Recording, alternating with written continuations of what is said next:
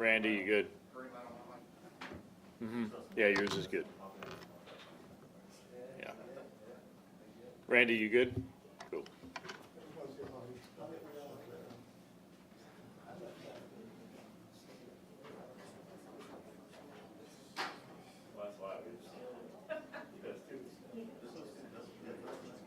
Even for me, I'm not used to it. Every time I see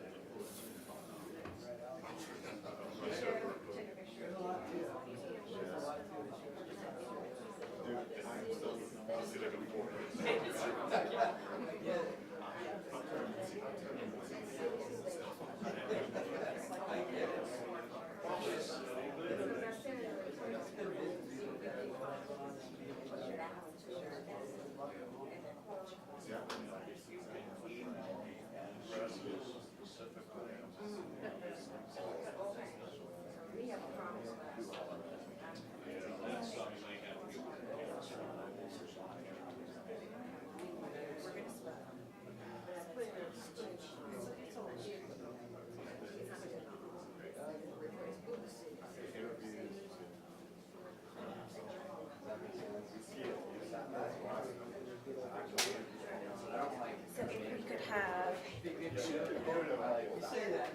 actually, there's 2 people here. Okay. Right next to me. Someone else here? You're gonna stand sideways? No, some people are coming over here. 3 of you, no. You stay right there, right? Right there. Okay, you 3 come over here. Okay. You 3 can stand right over here. Just come right up. Be in the middle?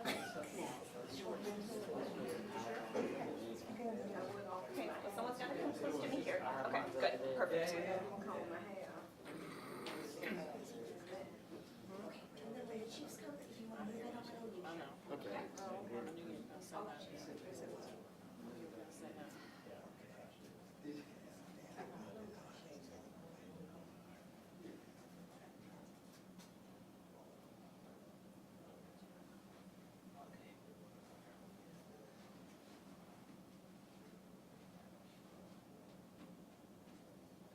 I hear the pen dropping. That's pretty good.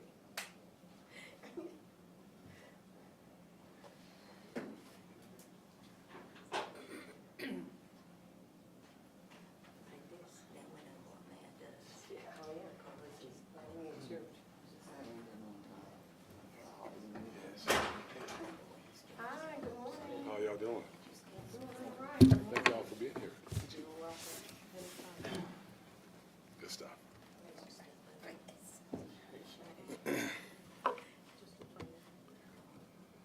So good afternoon. So today I'm proud to announce or highlight a citizen's complaint about drug activity in his neighborhood that led to a narcotics investigation and several arrests. To my left and to my right are JSO Chief Ed Cayenne and JSO Assistant Chief Eric Redgate and members of the District 4 Sheriff's Watch. And thank you all so much for being here today. It's really glad to have you. So a Sheriff's Watch member provided the information that ultimately led to JSO serving search warrants on 2 homes on Jacksonville's Westside, specifically Malden Lane and Firetower Road. This concerned citizen brought narcotics activity to police attention during a February District 4 Sheriff's Watch meeting. And while I'm there, I would like to encourage everyone in every district to become and be members and be a part of our Sheriff's Watch meetings, which are very important, and that we can talk directly to one another. The Sheriff's Watch program is a program in which citizens and police partner together to address neighborhood concerns and neighborhood-specific public safety issues. Community members and police officers meet regularly in neighborhoods all over Jacksonville. After we received this tip, narcotics detectives started an undercover investigation. On April 19th, our tactical narcotics team served 2 residential search warrants and arrested the following: Thomas Sawyer, Ryan Wortman, Nino Jesus Perez, Kelly Wilson, Emily Kirksey, Zion, Carlos Garcia, and Autumn Spear. Inside that home, our detectives found several firearms and a large amount of various types of drugs. We see 6 firearms, and as you can see in these photographs, these firearms run the gamut of styles and sizes. JSO forensics experts discovered that one of the guns had been previously used in violent crimes. The 9mm Glock matched casings that were collected at a February attempted murder scene where someone was shot. It also matched a shooting that same month into a home where several adults and children were inside. And thankfully, fortunately, no one was hurt during that incident. Some of the narcotics seized were 994 grams of methamphetamine, 164 grams of fentanyl, 49 grams of cocaine, and 287 grams of marijuana. We discovered this home was not only being used to store drugs, but also being used for the manufacture and distribution of narcotics. You know, you hear arguments all the time that narcotics are only dangerous to those that use them and should not be a focus of law enforcement. Well, this operation alone proves that theory is not true. It's absolutely false. Where there are drugs, there are always crime guns. I haven't seen one yet where there weren't crime guns. Gun violence is woven into the fabric of the illegal narcotics trade, and this agency will continue to target and dismantle drug operations in Jacksonville. We do this not only to remove the poison that fuels addiction, but also to remove the accelerant which ignites gun violence in our community. And I want to thank the engaged Jacksonville citizens that spoke up at our Sheriff's Watch meeting. You are very much appreciated. I'm glad that the citizens' complaint spearheaded the outcomes that I'm sharing today. Communication between the public and the police is at the heart of community policing. We cannot, and I'll repeat it, we cannot do the important work that we do without the public's cooperation and their help, and the public that we serve. The public relies on the police to solve crimes, and so the police also rely on the public to solve crime. Community policing, as you've heard me say previously, is not just about shaking hands. It's not just about walking neighborhoods, but it's about engaging the community to be a very important part of what it takes for us to be able to do what we do every single day, and that's solving crimes. So at this time, I'd like to open it up for questions. I'll answer whatever I can. Hey, Eric, go ahead.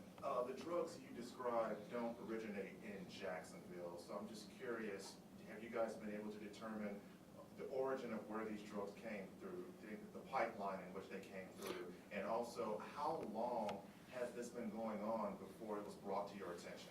Well, don't know where it came from yet. Don't know that we'll ever find that out. We're always looking for sources, right? But sometimes it's difficult to tell. Apparently it's been going on for quite a while. They told us about it, and this is why these are important. We get this kind of information on sheriff's walks. We get these at sheriff's watches, and it's direct communication. That's why I encourage people to be a part of it. Yes, sir. Sheriff, it's one thing for one of your deputies and the officers to go above and beyond and try and find out people who are making drugs and selling drugs. But how proud are you of these citizens, people of Jacksonville, for stepping up and making sure that their community is safer by reporting these incidents? Extremely proud. And Sheriff's Watch members, always very caring, they pay so much attention. They're always there for us. And we do this for them. And we do this for us, because this is also our community. So to have them come up and give us this information and actually be able to work this through and get them here today so that you can see, so people can see the amazing things they do for us, it's I can't put it into words. The guns that were seized, have you guys been able to run any kind of ballistics on them to find out, or why? I know you said one was used in a crime, but have you been able to find out if any of those weapons were purchased legally or were they all reported stolen? Don't know that yet, but we'll get that information eventually. Like I said, we were able to find out that some of them were used in previous crimes, and this is the importance of our NIBIN and our technology and our forensic technology. Also on your the Sheriff's Watch, can you talk about how this should encourage others? Maybe they're not part of a Sheriff's Watch, but they know what's going on in their community, but they're too afraid to speak up and say something. Can you talk about how what they did should, I would assume, inspire others to speak up? There's no bigger group or no better group in this city than law-abiding citizens and the police when they come together, because we outnumber the people that mean harm to this community, largely. So if you come, you'll find out that you're a part or members of a group of people that actually want to have direct communication and talk about these issues. And listen, it's one thing to call or type in a complaint, which we take every one of them very seriously. but to be able to talk to the individuals that are seeing the issues every single day, that can give us more detailed information at those meetings is extremely important. When you get that detailed information, does that make your case easier for prosecutors to prosecute? Oh, yeah, 100%. So, say for example that you make a complaint at a Sheriff's Watch meeting. Usually, you're going to have the information about what's being sold there. And if our investigators end up going there and doing an undercover investigation, they have to know what they're looking for, what they're talking about. Because if they don't, there's a very strong possibility that the individual that's doing those will know you're coming from someplace other than without that knowledge. So it's good that we can get that knowledge and have that knowledge when we go into these things. And folks that live in the neighborhoods that experience this know better than anyone. The people that we saw the mugshots of the people that were arrested, are they only facing just drug possession charges, or is it just the possession charges? You guys should have the dockets. If you don't have the dockets, you will get them, and that will tell you exactly what each one of them are charged with. Anyone else? Thank y'all for coming out.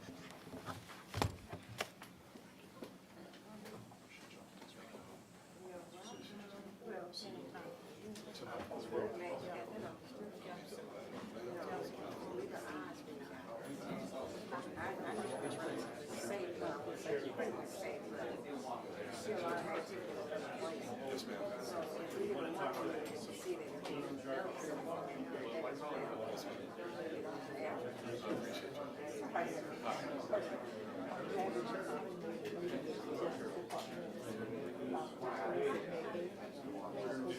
So, listen, I've met with that group a bunch of times. They're just telling you all that. Thank you. So I've met with them a bunch of times. They finally made it a point. Without